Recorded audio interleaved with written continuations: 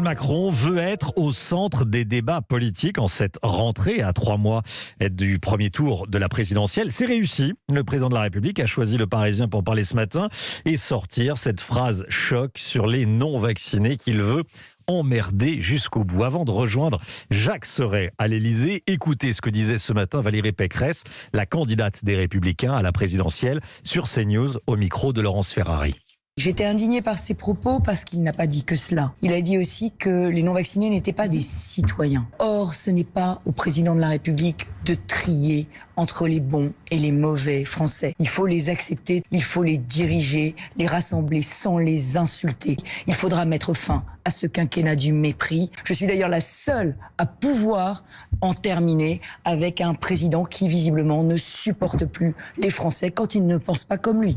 Voilà pour Valérie Pécresse. Jean-Luc Mélenchon déclare « La vulgarité n'apporte rien ». Réaction du candidat de la France Insoumise à la présidentielle. Jacques Serret en direct de l'Élysée. Jacques, l'indignation est générale dans l'opposition.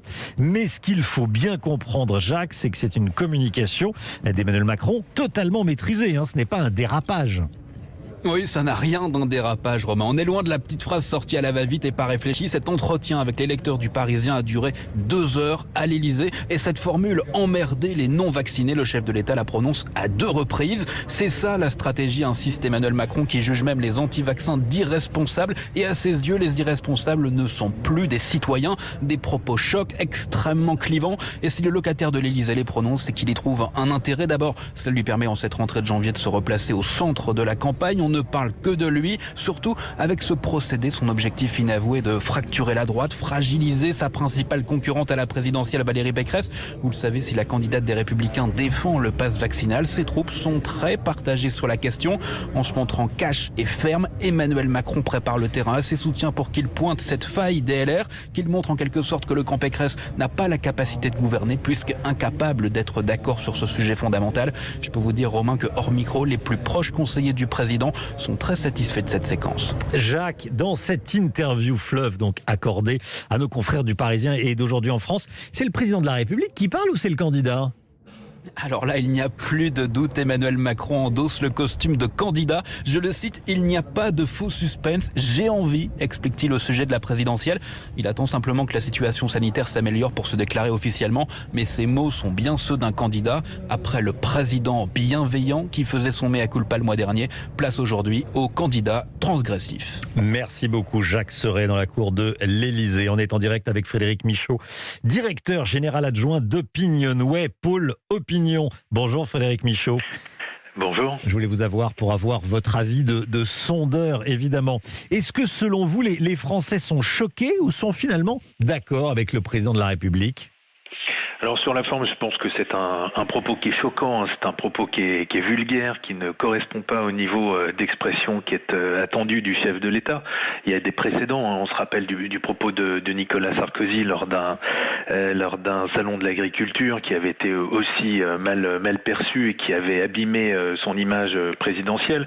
Là, en l'occurrence, c'est un propos qui traduit aussi une forme de condescendance et qui réactive l'image d'arrogance qui colle au président de la République depuis plusieurs années et qui vient aussi saper tout le travail qu'il avait effectué, notamment lors de l'interview du 15 décembre, vous vous en souvenez. Il disait qu'il avait appris à mieux aimer les Français. Sur TF1, il était allé sur TF1, certains disent même qu'il s'était invité sur TF1 pour dire ça.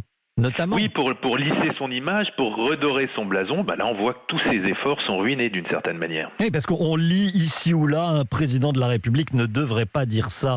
Évidemment, pour reprendre le titre du livre sur François Hollande, un président de la République peut pas parler comme ça, même aujourd'hui, j'allais dire. Non, le rôle d'un président de la République, c'est évidemment de rassembler, de travailler à la cohésion nationale. Là, c'est un propos qui antagonise, qui crée des divisions dans la société. Donc, c'est vraiment un propos qui est aux antipodes de la fonction présidentielle. Et puis, je dirais aussi que dans la stratégie politique du président de la République, c'est un propos contre-productif. On sait que dans une négociation, l'autre doit rester un partenaire, il ne faut pas en faire un adversaire. Là, il vient nourrir le bras de fer avec les non-vaccinés.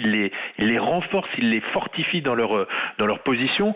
Il aurait dû évidemment assumer sa stratégie de contrainte, mais aussi poursuivre un travail de conviction, un travail de pédagogie pour lever les dernières réticences. Là, il fait uniquement une partie de la stratégie et donc c'est pas suffisamment équilibré pour que ce soit productif et pour obtenir des résultats. Frédéric Michaud, directeur général adjoint d'Opinionway, vous connaissez parfaitement l'opinion publique, vous l'étudiez tous les jours. Qui ça choque le plus ?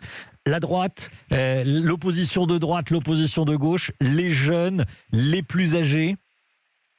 Alors sans doute toutes ces catégories de la population. Évidemment, on voit qu'il y a au-delà des propos et au-delà du caractère choquant, il va y avoir une lecture politique et même électorale de ces propos. On voit bien que le président là entre dans sa stratégie électorale. Ça crée des tensions dans le débat politique. C'est pas forcément une bonne stratégie, une bonne façon de commencer une année électorale. Mais c'est un propos qui va liguer, qui va souder les oppositions au chef de l'État et à contrario, on peut dire que ceux qui sont le moins choqués sont ceux qui, évidemment, sont les soutiens du chef de l'État, c'est-à-dire les sympathisants de La République En Marche. Frédéric Michaud, merci beaucoup, directeur général adjoint d'Opinionway, Pôle Opinion.